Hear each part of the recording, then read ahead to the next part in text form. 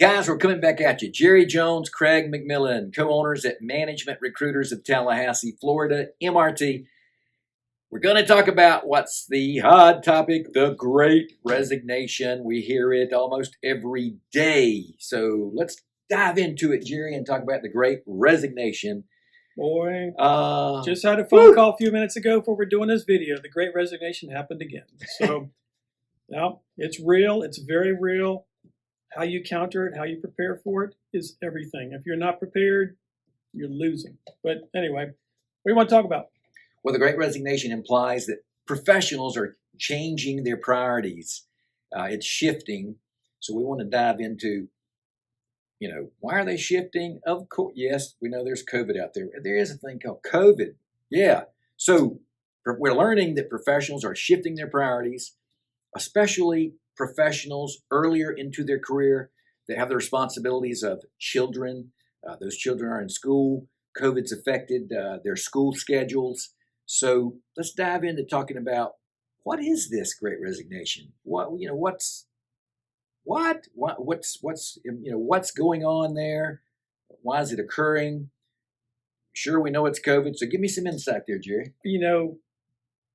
It's going to be a psychologist's dream when they get ready to study this to get their PhD, because I don't know if we know the real answer, but I can tell you what I've been telling my clients, because they call and ask the same questions that we're asking here today. So to me, I think that COVID kind of ripped off our Band-Aid, so to speak, right? It made people kind of reevaluate. Wait a minute. There's more to what I want to do, more to my life than getting up and ground and pounding it from 7:30 to 9:30 at night.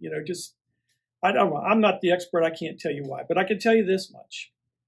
I just read a stat this week. 71% of the people surveyed said they will make a change. That's a real number. That came from a reputable place, and we'll be happy to put it out there. If 71% of the people surveyed said they're going to leave, they're going to leave. I can tell you when we're doing our search work, we talk to people, they are listening. They are looking.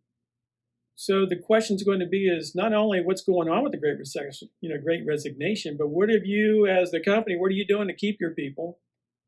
And then if you want to participate in the Great Resignation, it's happening, absolutely. But always remember, 1, am I leaving for the right reasons? 2, am I just in it for the money? Or is there something else going on? Or 3, is it could be career enhancing? Because if it's not career enhancing, or you're just making a move to make a move just because you're a little bit bored, then you need to figure out what else can I do to contribute to create more value for myself. But other than that, I don't know. Everybody wants to work from home. Well, I want to work from home too, but the reality is it ain't going to happen. You got to show up in the office. You got to be there. You got to listen to what's going on. You got to figure out what's happening inside there so you can be real time. We can't video chat every time somebody has a brain idea. But Exactly. I mean, that's just a good start. We had to learn how to video chat. We had to learn how to interview by video.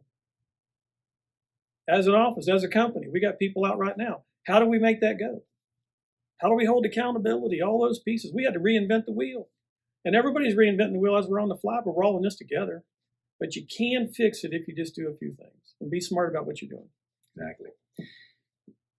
In the early days of COVID, 2020, professionals were working in a candidate-driven market. So we had the Great Recession. We all know about that in 2008, 2009. Then it was a employer-driven market. There were more professionals in the marketplace, less jobs. Then we slowly evolved to a candidate-driven marketplace, and then here comes COVID. And so when COVID started in the early days of 2020, professionals started thinking about, I use a word we don't want to talk about, mortality. Yes, they started thinking about what is this COVID going to do to myself and my family? Their employers started changing their dynamics. People were missing work because they were sick. And all of a sudden, professionals become emboldened and more confident. There were less professionals available in the marketplace. So they went home at night, they talked to their spouses if they were married, and they said, we've got this COVID, our kids are in school. It's time to make a change. Our employers or our employer isn't, they aren't meeting our expectations. They're not adjusting to this new COVID whirlwind. So they just became emboldened, confident.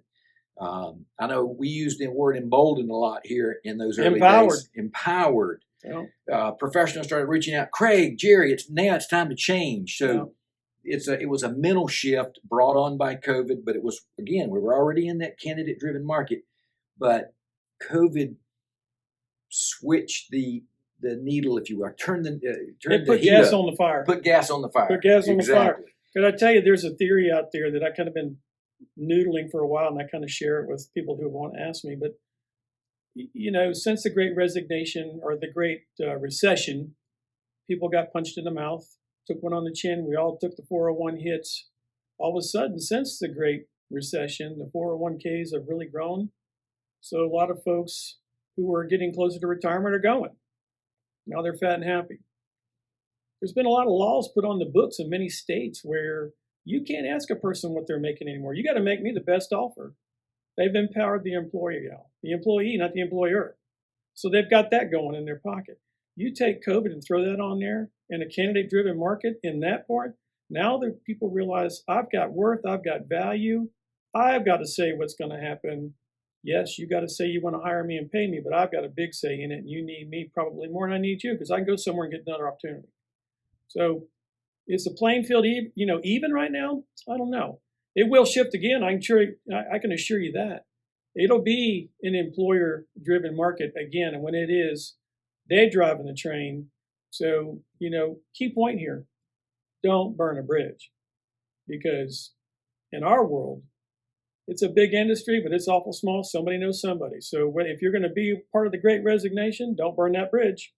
And if you're going to be a part of it, be a professional about it, because you may be able to circle back. But just some key nuggets that I see and hear all the time. Absolutely. And we're also learning there's more teens, professionals entering the marketplace that are in their teen years. Obviously, we know that these professionals expect lower wages, but we're seeing a lot of professionals in the teen years entering the marketplace. Employers are going to them. They're cross-training them, and we're seeing a lot in that in those teens.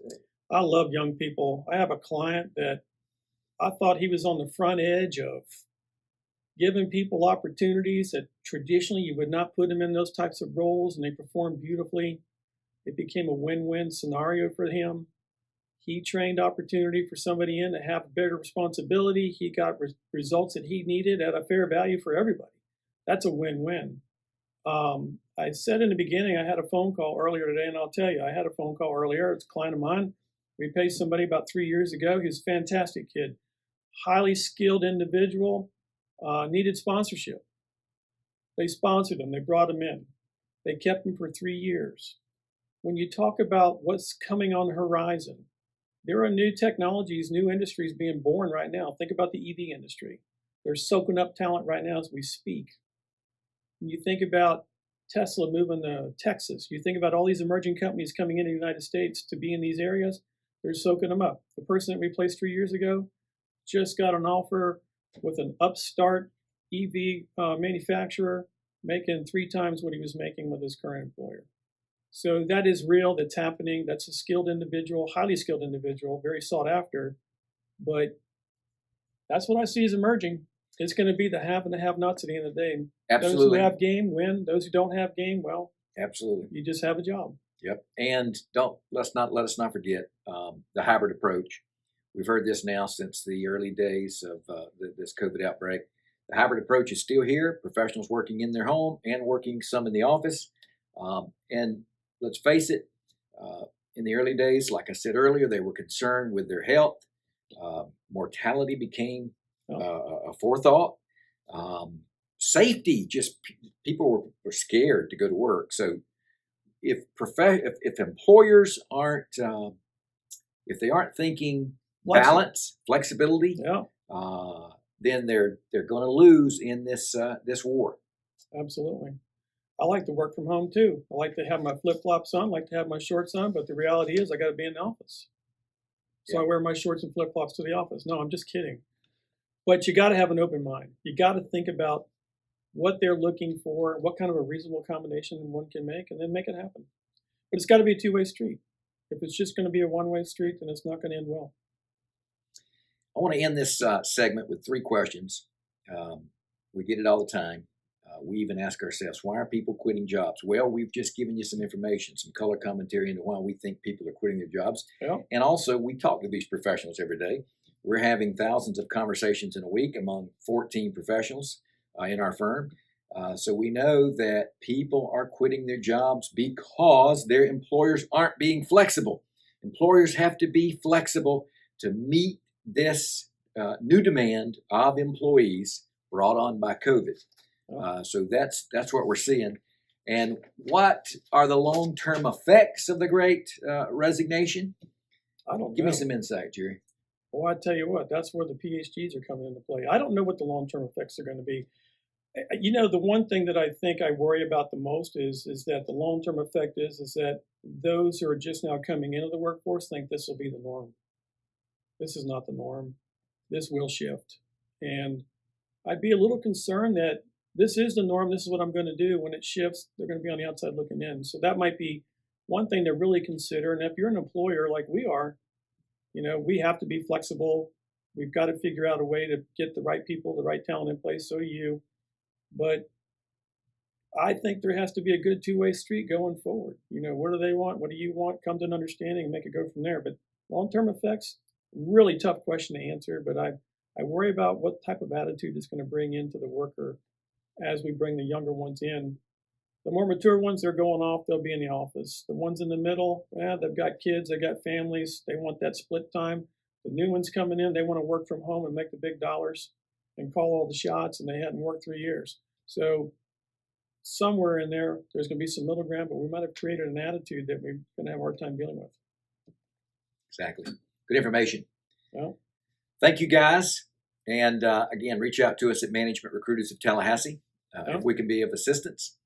And don't forget, go to MrRecruiter.com to gain insight on our service offering. You guys have a good one. see ya.